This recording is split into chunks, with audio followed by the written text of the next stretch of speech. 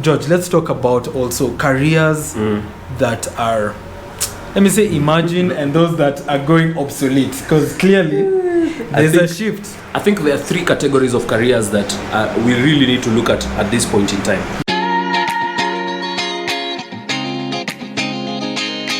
Yeah. So guys, what we're looking at as in terms of SMEs, we're looking inward before we can look outward. So introspective before we are. Yes. So what we're doing right now is just looking inward. So first of all, looking at careers, right? I think there's three categories of careers. There's a budding career, right? There's the blossoming career, and then there'll be the booming. No, not the booming, the one that's now obsolete. Oh, obsolete. Oh, blossoming is like booming. Okay. So there'll be obsolete careers. So if we look, let's start from good before we go to ugly and bad. So if we look at the budding careers, there are careers right now that are in its budding stage.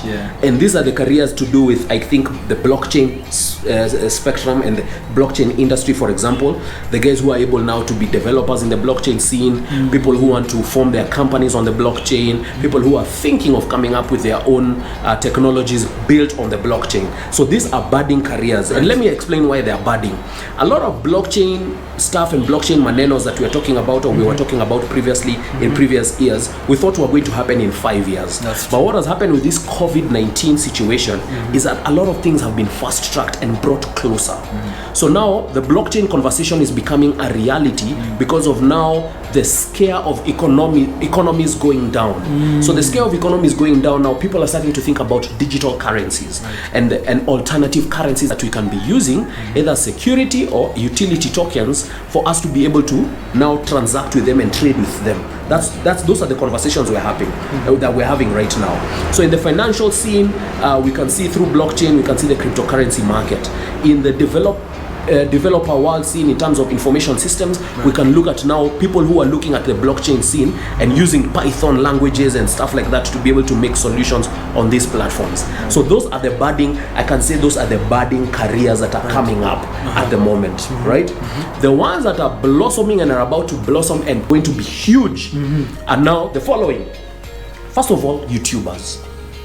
Content creators, and especially to do in the African market. In the West, it's been happening, but I think it's about to go on a bigger scale, because now we're about to see movie makers, filmmakers put movies on YouTube Premium, so that they can be able to get now, more revenue in regards to their movies. We're about to see a lot more content creators coming out of Africa right now. For example, us guys, we just started this channel for Bawa. So a lot of more people like yourselves, SMEs, are about to start looking at other channels to market and generate leads and rope these leads and convert them through these platforms that are on the social media scene.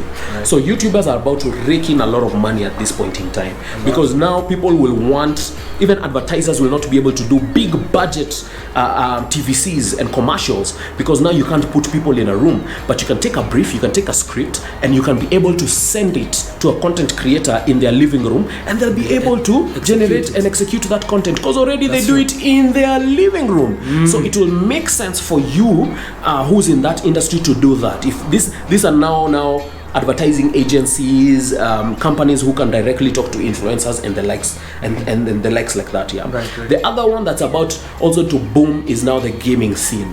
Hey guys, you've been watching that 13-year-old and 16-year-old playing games on your mobile device, on that PlayStation, Xbox, on that PC, and you think they don't have anything to do. They're wasting time. Hey, broski, sistansky. Hey, that is a booming industry. And let me explain.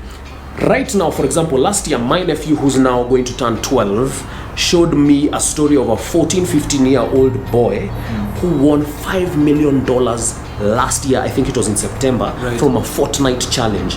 You who doesn't know Fortnite, Google it right now, you'll be able to know it. It's a game that trended in the whole world. $5 million. Have you ever held $5 million? From your time of starting to work? I would. Have you held $5 million? So exactly my point, $5 million.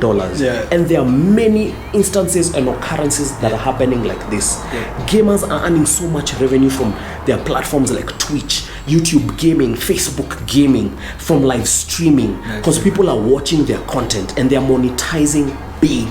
the esports industry is becoming big. Right. I sent Kenji an article and our boy Kevo an article about F1, where there was this esport F1 gamer who's now 19.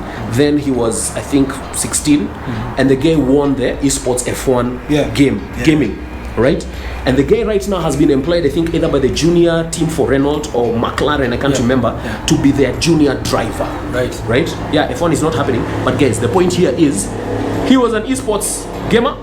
He's now becoming reality higher. Right. Now, to show you guys, this is the last one. So this is the last one. I just want to show you. I sent this thing to Kina Kenji. I read this article sometime this week. And this is what this on the Wall Street Journal. And this is what it's titled. Spain's La Liga soccer division goes virtual amid coronavirus. And the story goes, I'll just take a snippet. The league recently teamed up with internet celebrity Ibai Llanos for a live-streamed video game tournament where players from the La Liga teams, including Real Madrid and FC Barcelona, battled it out on EA, which is Electronic Arts Inc.'s FIFA 20, the tournament. FIFA 20, the tournament. The tournament, which ran last weekend on media, including streaming channel Twitch, attracted more than 1 million viewers. 1 million viewers. That was last week. This is what they're doing this week. This week, La Liga is organizing a virtual festival that includes performances from some of the country's top artists as well as football stars taking part from their homes. It will be broadcast on media, including La Liga's TV channel. Guys, this is La Liga. This is equivalent to the Premier League in the UK. La Liga have seen that they need to still engage their fans and their enthusiasts in a real-time virtual experience. So this is now using they're about to go now into augmented reality and virtual reality space. So this also is another kind of industry that has been budding, but now is about to blossom, because now people who are in the eventing space, and this goes for everyone in the eventing space, people who you needed physical people to come pay for a ticket to enter your eventing space and watch something, are now looking at other alternative ventures to be able to reel in their fans and the enthusiasts. Ladies and gentlemen, this is what is happening in the world. You need to be asking yourself very good questions like, what am I about to do in terms of innovation so that I can reel in also my clients and my customers. Higher, third segment is the obsolete kind of careers. Kenji! But before even we go obsolete, even just talking about esports and just how even the sporting world is really innovating and changing, and it's been aided by new technologies in augmented reality and virtual reality. We thought those things were a bit far-fetched. We see what Facebook is doing with Oculus, and they're like, it's like something that they're just tinkering with. But let me tell you, yes, Spark AR. Now, right now, even our team members are learning Spark AR. What am I trying to say? You can't be a designer seated there just doing Photoshop, Illustrator. You can't. Now you need to start tinkering with this new AI softwares like Spark AR and some of all those, I don't know, it's a huge array. And remember, your employer will also see that you're adding more value, and at the end of the day, you're able to negotiate even for a better rate or even a salary or a bonus or etc. So what we're trying to say is, really, jobs are not all going obsolete, but there has to be a trade of value. Now, some of these jobs that are going obsolete, and I'll start first with businesses that are not innovating and trying to get their service to an on-demand economy. You are at threat. And what do I mean on-demand? Right now, we want things now. We want things instantly. We want them now. Yesterday. If you are going to send me something or give me a service after 24 hours, I don't need you. I need something that will sort me out right now. So you have to look at your business, whether you're in legal, insurance, accounting, all those the fields that we have always been held at high esteem. Those particular fields need to innovate and create value in terms of quickening the process, bringing convenience to the consumer, and also credibility or security to the consumer. You have to earn their trust. And how do you earn their trust? One, you guys have been gifted with something called knowledge. That's what you guys are trading. You go and get all those degrees to trade knowledge. And sometimes it will look obscene to come and share all your trade secrets here in public, doing content about what you guys should do maybe during this corona. But let me tell you one thing. Offer value for free. Actually, it's a kingdom principle, and it will come back 20-fold. And this is what I'm trying to say. Seed. The lifeblood of digital is content, just the way the lifeblood of a business is cash flow. If you don't look at your cash flows, your financial statements are going to suffer. It's the same thing for digital. You can't switch on if you have zero content. And for you as a knowledge bearer, and that means you are that accountant, and I repeat, legal practitioner, HR practitioner, you need to give us value through content and give it for free. In that, you'll be able to see people convert in the near future, because what you're doing, you are positioning yourself as an authority in that space. So that is the first step to digitize before your business goes redundant, so to speak. And maybe to show an example, for example, we had a client. I want to show you guys practical. I just don't want this to be theory for you guys. And now we're looking at outward. How do you get yourself out there for people to be able to see who you are and come in? So we had a client called Goshen Acquisitions. Goshen Acquisitions deals with land. They acquire land, they buy land, and they sell land that is theirs. So the CEO is called Solomon Wangwe.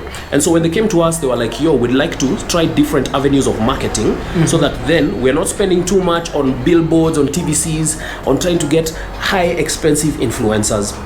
So one of the things that we came up with was now what he is calling thought leadership. And thought leadership is where you get the knowledge and you give it out for free. So if you go to Goshen's pages right now, YouTube, even if you just go to YouTube right now, search engine optimization 101 is content. Right. You can do two ways. You can pay for the AdWords, or you can use content. So if you just search right now, land in Kenya, buying land in Kenya, he will pop up. And what he did is he was able to become a thought leader. And what happened is now he grew trust. He became an authority. There's emotional connection. And one of his biggest clients is a diaspora network circle. But it's not even a local market. Not even local market. Right. These are guys who are out there because they need a lot of trust. They've been conned so much in regards to even with relatives. They give a relative 1.8 million, go buy me land. The guy goes and shows them a kichaka forest, and then says that's the land. When they come to see it, no land, no money. No money. Like that Airtel ad. That is how it will look like. That con man. So that's what has happened to a lot of guys who are buying land. Yep. So right now, Goshen Acquisitions, 80% of their clientele is diaspora. Why? Because he's not even had to travel out of the country. He's used and innovated using the digital platforms that are available to him, for him to be able and for them to be able as Goshen Acquisitions to sell land to people outside the country. He has received excellence awards from even reputable UK companies. Wow. He has been able to be vetted even by people who want to finance his business from people in Europe, just from having a position on the digital platform.